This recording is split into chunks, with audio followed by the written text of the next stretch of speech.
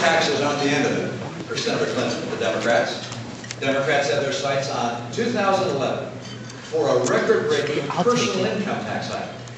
And whenever you take money away from citizens and give their money to government, you inexorably slow down the economy. When Democrats talk about change, they're talking about what you'll have left in your pockets when they're done with it.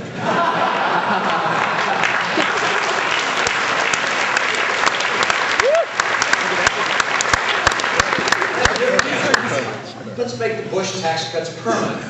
Let's kill the death tax.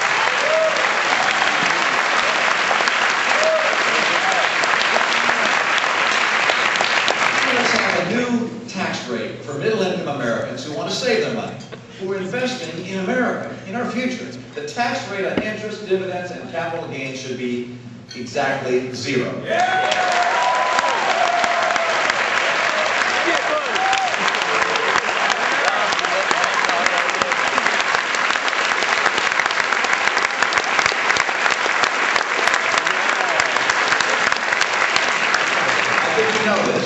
Our fiscal problem is not because we're taxing too little, it's because Washington is spending too much.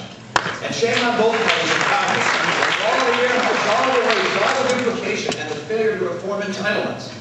I'm proud to be a presidential candidate, the first to sign Grover Norquist's tax pledge. But I've also made another pledge. If I'm elected president, I'll cap non-defense discretionary spending at inflation minus 1%. That alone would save $300 billion over the next 10 years. And if Congress sends me appropriations that exceed that cap, I'll veto them. And I don't care whether it's a Republican or Democratic Congress, I will veto them.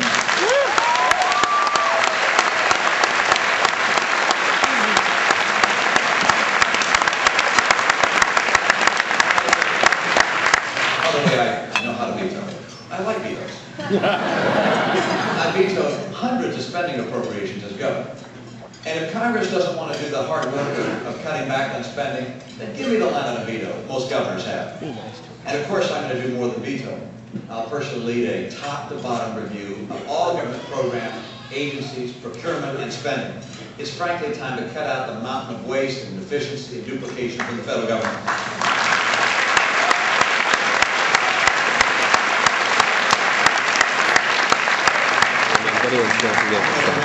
Only in Washington would someone actually think that 342 different economic development programs, many in different departments, makes any sense.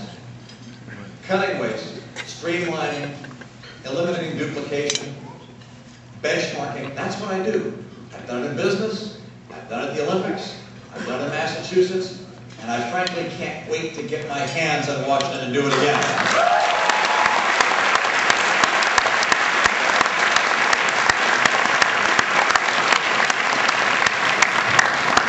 You notice it's a funny thing. Democrats talk about raising taxes on people. We talk about cutting spending by government. For them, it's always government first and people last. Here's an inconvenient truth Al Gore won't tell you about. One thing you can count on if America elects a Democratic president, and that's higher taxes. Time and again, when Hillary and Democrats see a problem, they think government first. Look at health care. There are 45 million people who don't have health insurance. That's not good for them. It's not good for anyone else either. Because people, when they don't have insurance, get sick, they go to the hospital, and they get free care. Free for them, that is, but not for you. Because you're paying for it. Either you or your taxes are paying for it, and your insurance premiums are paying for it. What's the Democrat solution? Theirs is government-mandated universal health care. But the last thing America needs is socialized medicine, Hillary care.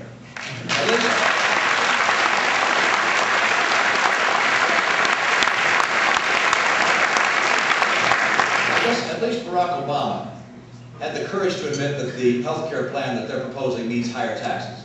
It's just like P.J. O'Rourke said. If you think health care is expensive now, wait till it's free. The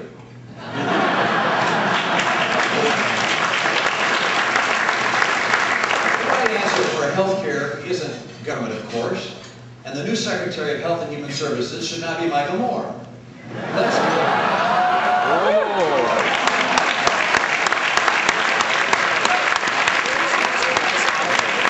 Let's Let's instead make sure people have their own private, affordable, and portable insurance by insisting on personal responsibility and the principles of the free market.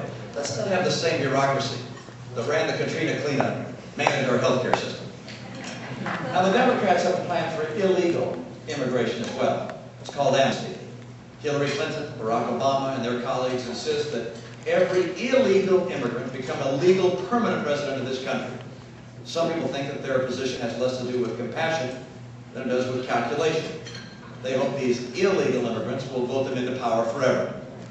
But this is not about power or about politics. It's about sovereignty and security, and it's about fairness. Millions of applicants are waiting to come here legally, to be joined with family members, to bring education and skill that will strengthen our nation, not burden it. Legal immigration is a boon to our nation. We're made a greater nation.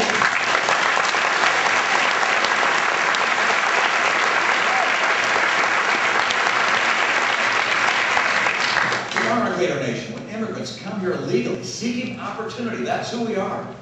Let's secure the border, install an employment verification system, and tell illegal immigrants to get in line with everybody else. There should be no special pathway to permanent residency or citizenship for those who come here illegally.